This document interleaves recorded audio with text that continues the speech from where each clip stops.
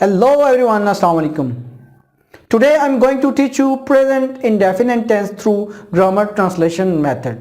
अगर हम नॉर्मल फिक्रों के अंदर ता है, ती है, ते हैं देखें तो वो इस चीज़ की निशानदेही करते हैं कि वो प्रेजेंट इंडेफिनेट के टेंसेस हैं। इसी तरह इंग्लिश के टेंसेस के अंदर अगर आपको सब्जेक्ट के बाद वर्ब की फर्स्ट या फिफ्थ फॉर्म नज़र आती है और उसके बाद ऑब्जेक्ट लिखा हुआ होता है, इट मीन्स कि वो प्रेजेंट इंडेफिनेट के टेंसेस हैं। तो चूंकि हम यहाँ पे ग्रामर ट्रांसलेशन मेथड के थ्रू इन टेंसेस को पढ़ने लगे हैं, तो सबसे पहले हम क्या देखेंगे कि उर्दू के सेंटेंसेस के लास्ट में ता है, ती है और ते है मौजूद होता है, जबकि इसी सेंटेंस को प्रेजेंट इंडेफिनिट के टेंस को जब हम इंग्लिश में ट्रांसलेट करते हैं तो उसका फार्मूला कुछ इस तरह से बनेगा कि सबसे पहले आप सब्जेक्ट लिखेंगे प्लस आप V1 लिखेंगे या V5 लिखेंगे। मैं वर्ब के बारे में आपको एक और लेक्चर में बता चुका हूँ कि फर्स्ट फॉर्म कौन सी होती है और फिफ्थ फॉर्म कौन सी होती है। फिफ्थ फॉर्म एक्चुअली S या ES वाली होती है।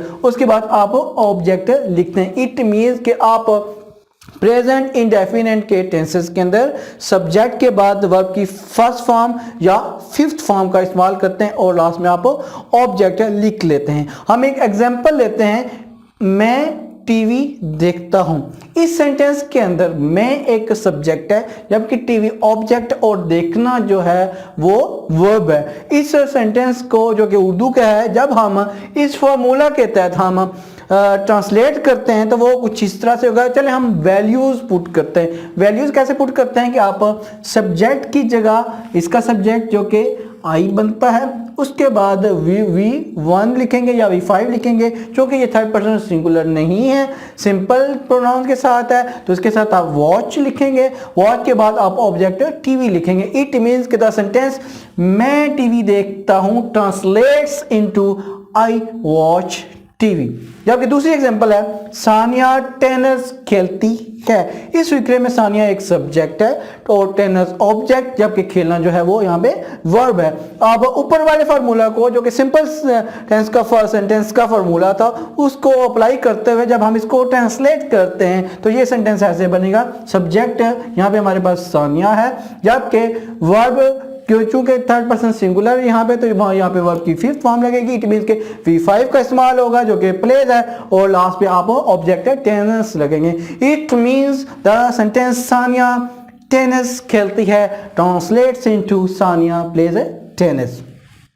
ये तो तेरी सिंपल सेंटेंसेस। इसी तरह प्रेजेंट डेफिनेट के नेगेटिव सेंटेंसेस भी होते हैं और इंटेरोगेटिव सेंटेंसेस होते हैं। तो let's look at negative sentence of present indefinite. Present indefinite के जो नेगेटिव सेंटेंसेस होते हैं उसको बनाने का तरीका कुछ इस तरह का है कि आप सब्जेक्ट के बाद डू या नॉट या डज नॉट लिखते हैं, उसके बाद वर्ब की फर्स्ट फॉर्म लिखते हैं और लास्ट पे आप ऑब्जेक्ट लिखते हैं। यहाँ पे एक पॉइंट जो है ना ज्यादा नोट करने वाला है कि जब आप डू या डज यहाँ पे एक सेंटेंस के अंदर लिख देंगे तो यहाँ पे फिर आपकी हमेशा जो है वर्ब की फर्स्ट फॉर्म इस्तेमाल होगी। तो let's look at its example. तो सब्जेक्ट क्या है, आई है, जबकि डू या डज में से क्या लगेगा, यहाँ पे डू नॉट लगेगा। उसके बाद वर्ब की फर्स्ट फॉर्म वॉच और लास्ट पे आप इसी तरह यहाँ पे इसकी वैल्यू ऑब्जेक्ट की टीवी पुट कर देते हैं। जबकि दूसरी एग्जांपल जो कि थर्ड पर्सन सिंगुलर की है,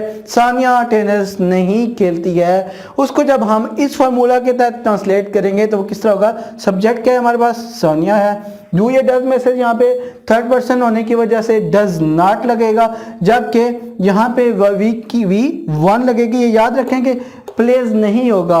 डज हो गया तो इट मीन्स के यहाँ पे सिर्फ सिंगल वर्ब की फर्स्ट फॉर्म इस्तेमाल होगी और लास्ट पे आप ऑब्जेक्ट लिखेंगे।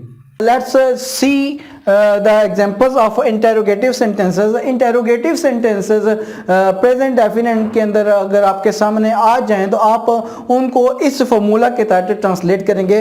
प्रेजेंट इंडेफिनिट के इंटेरोगेटिव सेंटेंसेस के अंदर आप सबसे पहले डू या डज लिखते हैं, उसके बाद आप सब्जेक्ट लिखते हैं, जबकि V1 का इस्तेमाल किया जाता है और लास्ट पे ऑब्जेक्ट लिखा जाता है।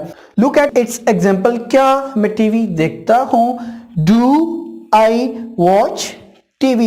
इट मीन्स के डू या डज में से यहाँ पे हमारे पास डू आ गया, जबकि सब्जेक्ट हमारे पास आई था और वी वन वॉच हो गई और ऑब्जेक्ट में टीवी हो गया। इट मीन्स का द सेंटेंस क्या मैं टीवी देखता हूँ translates into do I watch TV. और लास्ट पे आप मार्क ऑफ इंटेरोगेशन लगाएंगे। Let's see the other example of third person singular.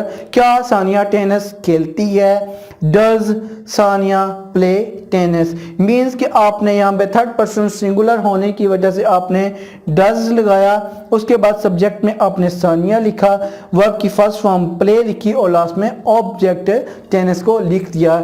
It means the sentence क्या सानिया टेनिस खेलती है translates into does Sania play tennis.